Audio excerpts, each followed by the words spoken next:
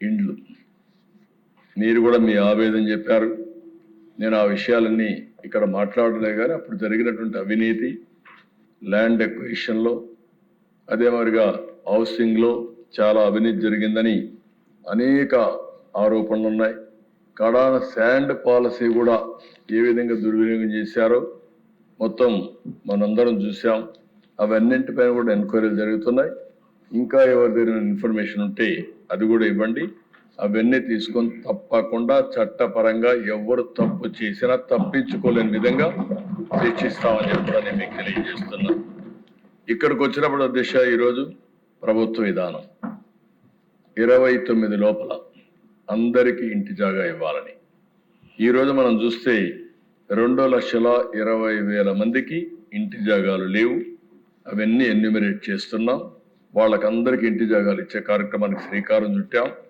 పట్టణ ప్రాంతాల్లో 2 సెంట్లు, గ్రామీణ ప్రాంతాల్లో 3 సెంట్లు. ఎక్కడన్నా కానీ ఇంటి జాగా దొరకకపోతే అపార్ట్మెంట్స్ కూడా కట్టించి 1+2 గానే మరి కట్టించి అందరికీ ఇల్లు ఇవ్వాలనేది ఈ ప్రభుత్వం యొక్క డెసిషన్ అని చెప్పి కూడా నేను మీకు తెలియజేస్తున్నా.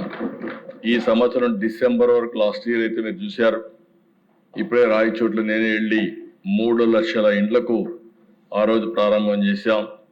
ఈ సంవత్సరం ఉగాది మార్చి కంటే ముందు, ఉగాది కంటే 2 రోజుల ముందు 3 లక్షల ఇండ్లు గృహ ప్రవేశాలు చేస్తామని చెప్పి మీకు హామీస్తున్నా. అదే సమయంలో జూన్ 2026 2,50,000 చేస్తాం. అదే మరి సెప్టెంబర్లో ఇంకొక 2,10,000 చేస్తాం.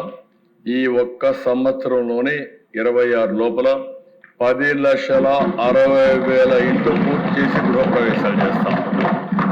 ఇది కాకుండా అధ్యక్ష ఇప్పుడే మంత్రి గారు చెప్పారు, అడిషనల్ గా దగ్గర 6 నుంచి 7 లక్షల ఇళ్లు కట్టాల్సిన అవసరం ఉంది.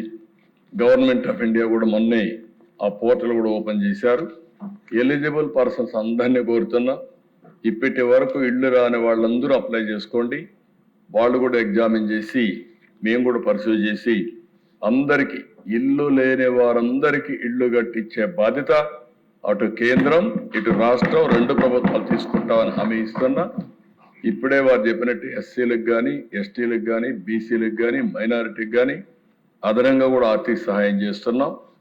ఈ ప్రభుత్వ విధానం ఒకటే, పేదవాళ్ళందరికీ ఇల్లు కట్టించాలని, ఒక భద్రత, ఒక భరోసా ఇవ్వాలనే ఆలోచనతో ముందుకు పోతున్నాం.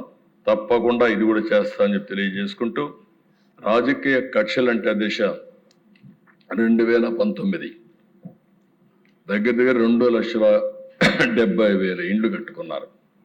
దగ్గర 913 కోట్ల రూపాయలు ఖర్చు పెట్టారు. ఆ రోజు తెలుగుదేశం పార్టీ హయాంలో స్టార్ట్ చేశారు కాబట్టి కక్ష కట్టి వాళ్ళకి డబ్బులు ఇవ్వకుండా ఇబ్బంది పెట్టే పరిస్థితి వచ్చారు. కేంద్రంలో కూడా రికార్డ్స్ పోనీయకుండా చేశారు. ఏదేమైనా నేను ఫైనాన్స్ చెప్పాను, మాకు ఒక మోరల్ రెస్పాన్సిబిలిటీ ఉంది. బాధితులను ఆదుకోవాలి. వాళ్ళ తప్పు కాదు, ఆనాటి పాలకుల తప్పు. ఆ తప్పుని మనం ఏదో విధంగా కరెక్ట్ చేయాలని చెప్పి చాలా స్పష్టంగా ఆదేశాలు ఇచ్చా. తొందరలోనే వాళ్ళందరికి కూడా సహాయం చేయడానికి ముందుకు వస్తామని మరొకసారి హామీ ఇస్తున్నాం. ఈరోజు ఈ ప్రభుత్వం ఒక పక్క రైతులను ఆదుకోవడం, ఇంకొక పక్కన పేదవాళ్ళందరికీ 2029 లోపల ఇల్లు కట్టించడమే కాకుండా ఇంటి జాగా లేని వారికి ఇంటి జాగాలు ఇచ్చే బాధ్యత తీసుకుంటామని మరొకసారి విజ్ఞప్తి చేస్తూ సెలవు తీసుకుంటాను.